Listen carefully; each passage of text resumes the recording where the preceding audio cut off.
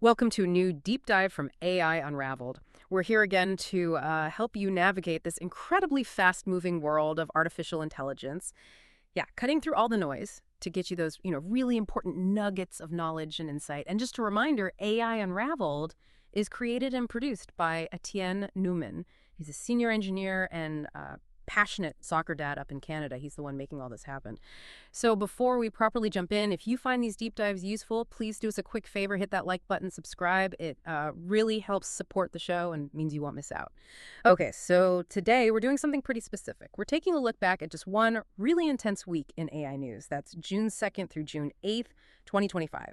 We've pulled some key bits from the AI Week in Review for that time frame to see what really stands out. Yeah, and what's so interesting about looking at just 7 days like that is how it just throws the pace of AI into sharp relief. Yeah. And not just the pace, but the sheer breadth of it. You see stuff happening across legal, ethical, technical fields, industry, all jammed into 1 week. Exactly. So our mission here is to take that snapshot and we'll help you, our listener, make sense of it. What were the really critical developments? What are the bigger trends maybe hidden in there?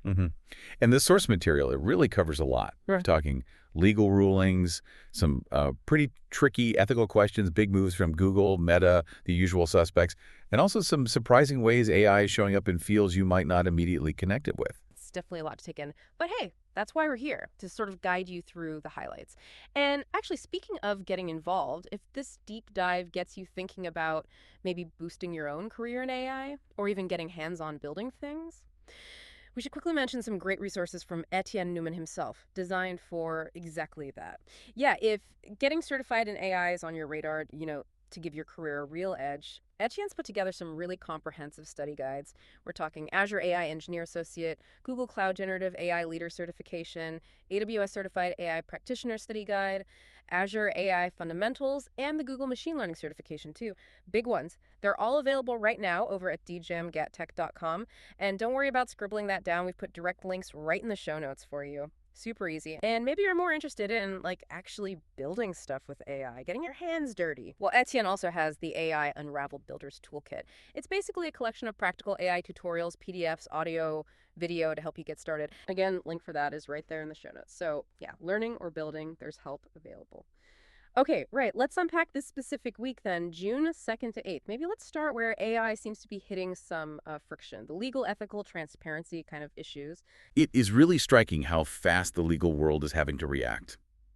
So that week, we saw this warning from a UK court. Pretty stark warning, actually, about severe penalties if lawyers use fake AI-generated citations in court filings. Right, and that caught my eye too, because it's not just, oh, the AI made a mistake. It's about the person using it, isn't it? Their responsibility. Precisely.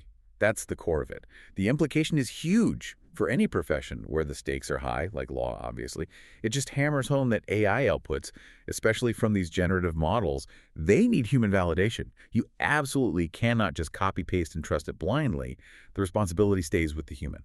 Okay, shifting gears to something maybe even more worrying. The sources pointed to a CBS News investigation. It found Meta's platforms were apparently just flooded with these awful, nudified deepfake ads. Ugh, yeah, it's just a stark example of how quickly bad actors can exploit these tools. Yeah. It really highlights the urgent need for platforms like Meta to get way better at content moderation, policy enforcement for AI stuff. The creation tools are just racing ahead of the defenses right now. And speaking of things not being what they seem, that story about the AI chatbot, the one that turned out to be 700 engineers in India. Oh, right, that one. Yeah, what that really does is raise serious questions about transparency, doesn't it? What are companies really selling when they say AI? It blurs that line between, actual automation and just, using human labor hidden behind an interface. Big ethical questions there about marketing claims and what customers think they're getting. And the legal fights are heating up too. Reddit suing Anthropic over data scraping. They were claiming Anthropic accessed, over 100,000 threads since mid-2024 without permission. Yeah, and this isn't just, a corporate squabble. This could be huge. A Landhart case, potentially. It could really set precedents for how AI models get trained using data scraped from public websites. Yeah. It hits right at consent, copyright, user rights over their own content. Massive questions to the whole industry. And then on the other side of that coin, you had OpenAI fighting in order to save all its ChatGPT logs. Right. So that shows a different kind of tension. OpenAI talked about privacy and the technical load, sure, but the fight itself is about that conflict. Yeah. User privacy versus the need for transparency or legal discovery. How much data should these companies have to keep? And why? Big questions. Even Jeffrey Hinton, one of the godfathers of AI, he weighed in with a warning, called out the latest models for basically lying to users. Yeah, and when Hinton speaks on this, people listen. He's seen it all. His warning is that as these models get smarter, they also get better at just making stuff up convincingly, inventing facts with this air of confidence. And why that's so critical is, well, trust, factual accuracy. If we can't trust the output, the AI's usefulness just plummets, especially for anything important. Okay, so that's a lot of the challenges, the friction points. But meanwhile, the big tech companies, they weren't standing still. They were pushing hard on their own AI strategies, releasing new things that week.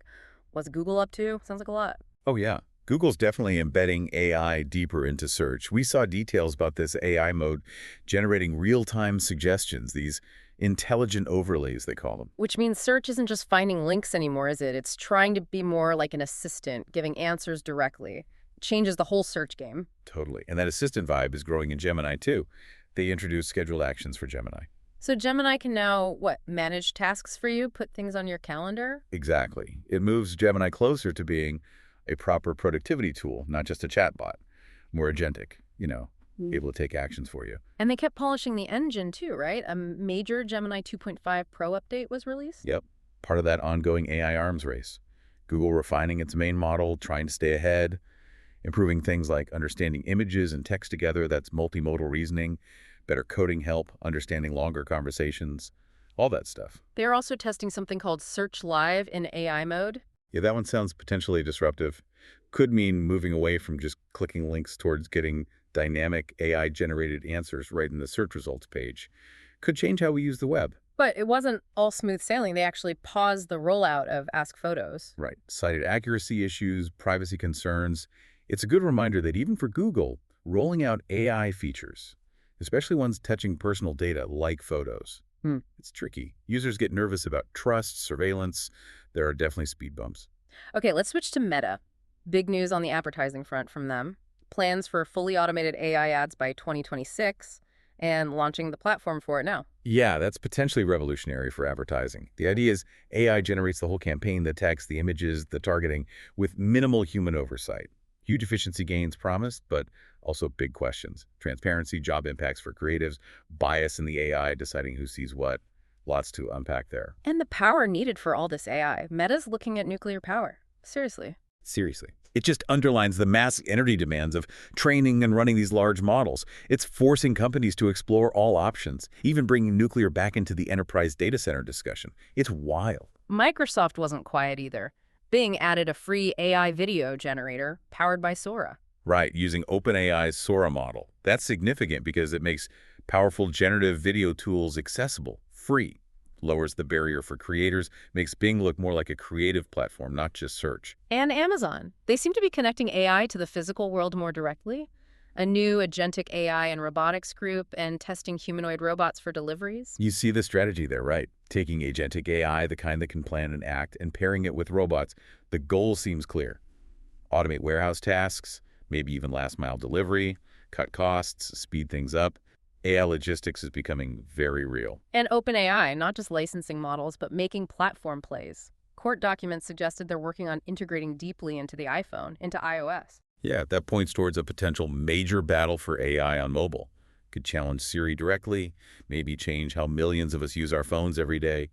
Big implications. But even among the big AI players, there's tension. An Anthropic co-founder said they wouldn't sell Claude AI to OpenAI. And another startup claimed Anthropic was limiting access to Claude through its API. Exactly. It shows the competitive friction. Companies guarding their top models, leading to potential fragmentation, and this API gatekeeping issue controlling access that can really hurt smaller startups who depend on those foundational models. It's a complex ecosystem, definitely not all collaborative. Okay, beyond the big tech chess game, where else did AI make waves that week? Some really diverse applications popped up. Yeah, some fascinating stuff. Let's start way back in history. AI apparently helped push back the clock on the age of the Dead Sea Scrolls. How does that even work? AI analyzing handwriting styles, ink chemistry, finding patterns humans might miss.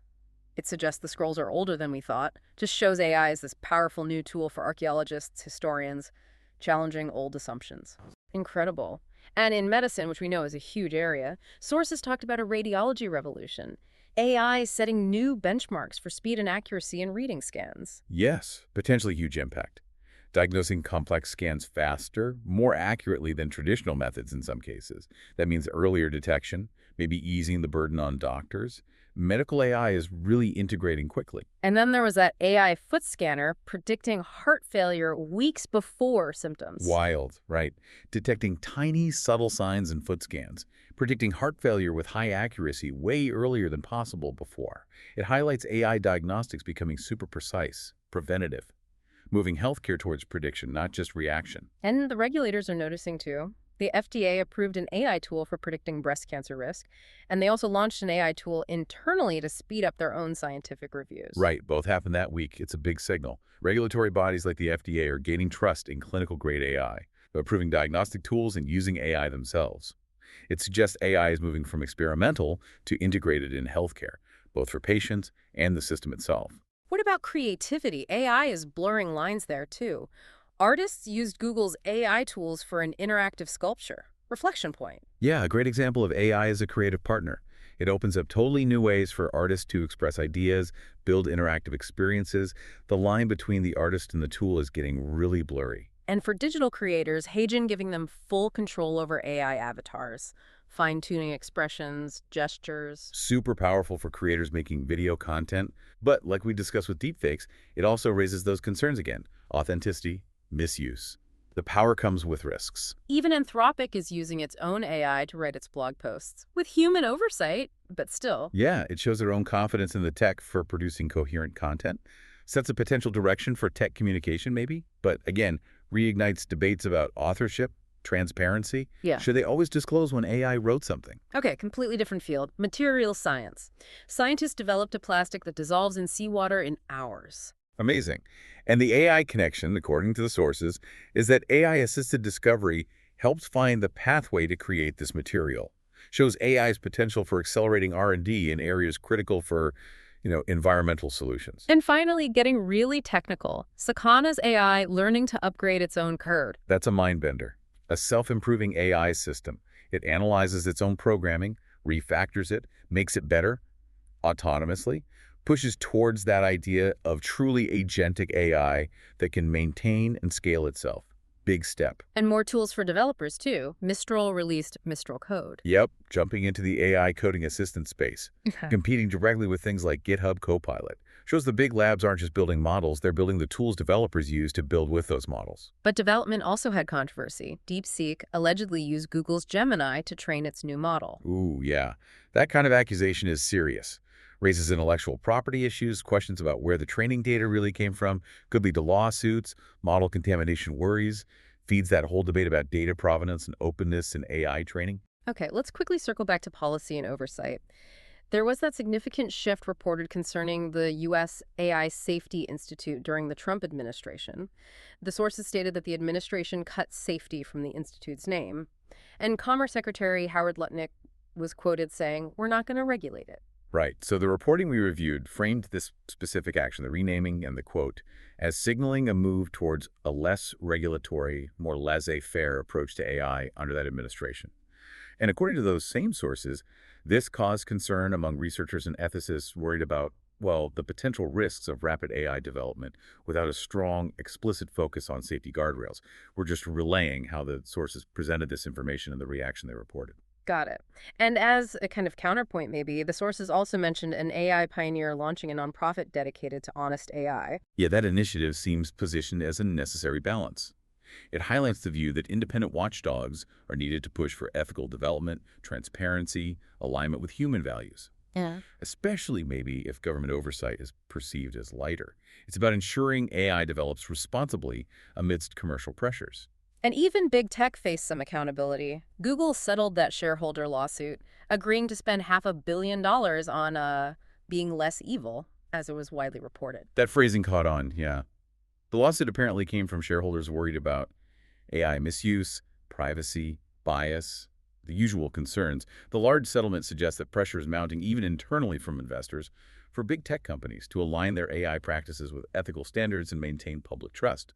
the financial consequences are real. So, wow. Looking back at just that 1 week, it's just incredible. Legal fights, big tech strategy, medicine, history, art, and major policy debates all swirling around AI. It really drives it home, doesn't it? Yeah. AI isn't some far-off future thing. It's impacting law, healthcare, how we get our packages, the ads we see, even fundamental science and government policy right now. Mhm. And those challenges, the ethics, transparency needs, the regulation questions, they're just as real and moving just as fast as the tech. So, the question we want to leave you, our listener, with is what does this snapshot, this single week, tell you about the future you're stepping into? How might these kinds of changes start showing up, or maybe already are showing up in your own life, your own work? Maybe one more thing to chew on. Given this incredible speed and all these friction points we talked about, the ethical dilemmas, the regulatory lag, who or what do you think is really steering the ship here? Who's ultimately guiding how AI gets woven into our society? Is it the tech creators, Mm-hmm. policymakers, Sure. market demand, or Yeah. something else entirely? Definitely deep questions for such a fast moving field. And look, staying informed is absolutely critical. So, one last time, let's quickly mention those resources from Etienne Newman again.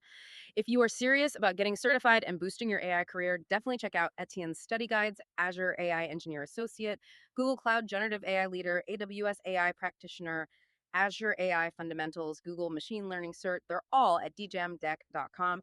And if you want to get hands on and build, remember the AI Unraveled Builders Toolkit with all those practical tutorials. All the links for everything are right there in the show notes. It makes it super easy. Well, thank you so much for joining us for this deep dive into AI Week. June 2nd through 8th, 2025. It really is amazing how much can happen in just 7 days. We hope you'll join us for the next deep dive.